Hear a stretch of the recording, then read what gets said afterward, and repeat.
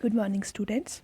Today's lecture is on Toru Dutt's My Casuarina Tree. The first lecture of this series, and in this lecture, we are going to read the introduction of the poet, that is Toru Dutt. Although I had prepared this lecture earlier also, but due to some technical reasons, it's not available on college YouTube channel anymore.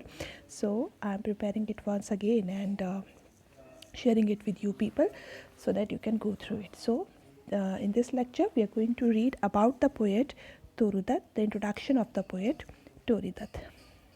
This is Toru Dutt. You can see the image.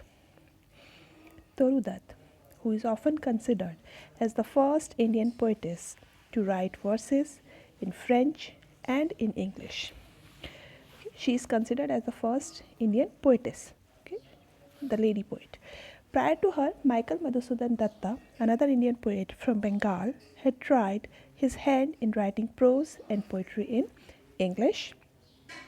However, in the colonial era, that was an almost impossible feat, since Indian writers were subject to grinding criticism from English literary pundits. So, in earlier days, in those days where Michael Madhusudan Datta was writing, this was the colonial era, and it was not that possible for Indian writer to write criticism of English literature. Yet at a time like that, Toru Dutt attained much recognition from her compositions, because in the scenario of English literature, Toru Dutt found a different place of Indian writer writing in English.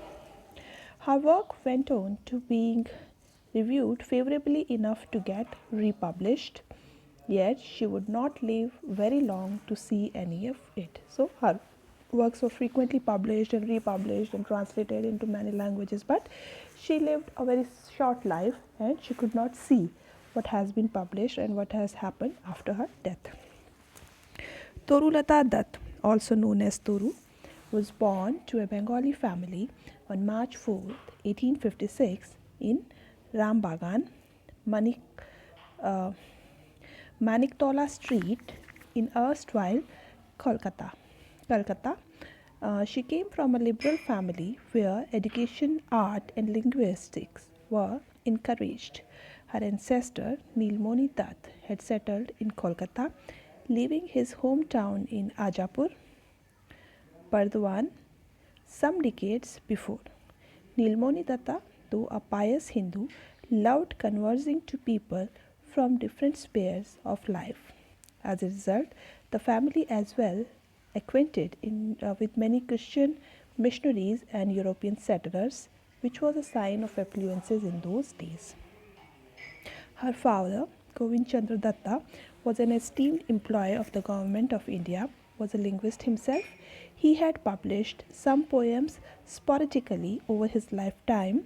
His wife, Shektramoni Mittar, who loved Hindu mythology, translated an English book, The Blood of Christ, to Bengali. Hence, art and literature were ingrained in the young Toru since she started gaining senses. Owing to her father's employment, the family travelled frequently. In 1862, after the death of his older brother Kishan, Govinda Chandra Dutt and his family embraced Christianity. However, the young Toru was captivated by the lore and characters in Hindu mythology that she knew through her mother. This had an enormous impact in her compositions in later life.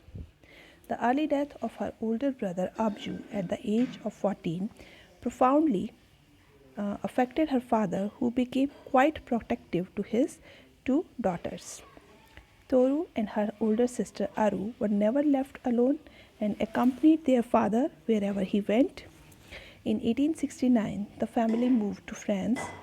Govind Dutt was determined to give his daughters the best possible education. Since female literacy was at its inception in Britain, the family took advantage of the French system where Toru and Aru received lessons in language, history, and art.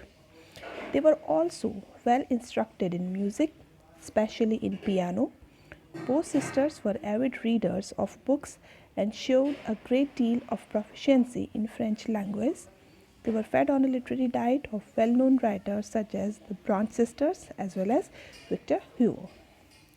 Sometime later, the family moved to Britain, where Toru pursued her education in Cambridge along with her continued French lessons. Then, there she began corresponding with a new friend, Mary Martin, who would later become a source of information on her life. In 1873, the family returned to Bengal. Sometime shortly afterwards, she wrote her first book, The Diary of Millie D. Hours, also known as The Romance of Mel D. Hours.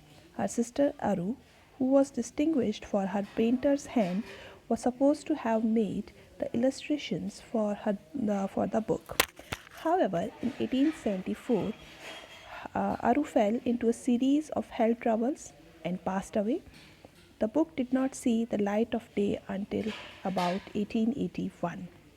Highlighting her sense of loss at her sister's death, Toru composed the poem Our Cashew Nut Tree, which became a symbol of her happy childhood memories. She personified the cashew nut tree with a sense of her dead siblings, thus hoping to preserve their memories through the poem.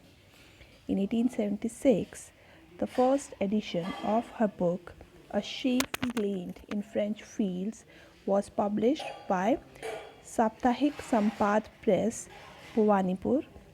It was a compilation of translated French poems that she had been working on with her late sister, along with personal observations and anecdotes. Dedicated to her father, the book contained no preface and was poorly printed in bad quality paper. Thus, it did not gain any significant notice right then. In India, many did not believe it to be a work of an Indian woman. It was passed off as the work of an Anglo Indian person trying to disguise himself to gain fame. The condition in which the book appeared also contributed to its lack of appeal to the French and English audience. Fortunately, the book caught attention of M. Andre Theorit, who gave it a positive review. In 1877, the book fell into the hands of Professor W. Minto, who was the editor at the Examiner. At this time, his employee Edmund Coos was lamenting the lack of good literary work to critique, and Miss Professor Minto thrust the book into his hand. Though having contemplated throwing it away due to its appearance an inconspicuous source of publishing, Mr. Goose was soon enchanted by the contents of the book. He subsequently praised A Sheaf Gleaned in French Fields and sought to reach out to Toru. Sadly, she had fallen quite ill by this time, and it was clear she would soon follow her siblings to the grave. While looking to translate the work of French author Clarice Bader on women in ancient India, she realized she could no longer write and had taken to bed. She continued to read and wrote her last letter to Bader at the age of 21 years and 6 months. Toru passed away in Calcutta just as she was starting to gain her deserved fame. She was buried in what is known today as South Park Street Cemetery in Kolkata. Most of her works were published posthumously. Following her death, her father started going through her papers and began the task of popularizing them. A Sheaf Gleaned in French Fields was edited and published a second and a third times in later years. Her poems were released successfully in a compilation named Ancient Ballads and Legends of Hindustan. According to Goose, more than her lyrical writing, the compelling feature of her work was the fact that it came from an Indian woman in the 19th century. He admired the fact that Dutt had a remarkable knowledge of languages that was not native to. He also denoted the fact that she maintained her personal sweet disposition in her works, communicating her emotions effectively while never indulging in melodrama. Outside her work, much of what we know of Toru Dutt comes from her letters to her cousin Arun Chandra Datta and her friend Mary Martin. In early 20th century, author Harihar Das came across her poem Puttu in an examination textbook. He was so captivated by the beauty of its verses that he set out to search for more information on her. Yet, all he came across was an old photograph of that. Years later, he found her book, A Sheaf Gleaned in a French Field, in her father's library. Das decided to write her biography and started collecting her works.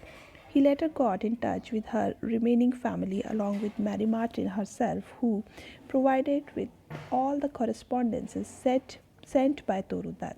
He published all of its paraphrasing all the information he had on the poetess, immortalizing her in his book Life and Letters of Toru Dutt. She remains an exemplary persona in Indian and international literature till date. Thank you. Thank you very much.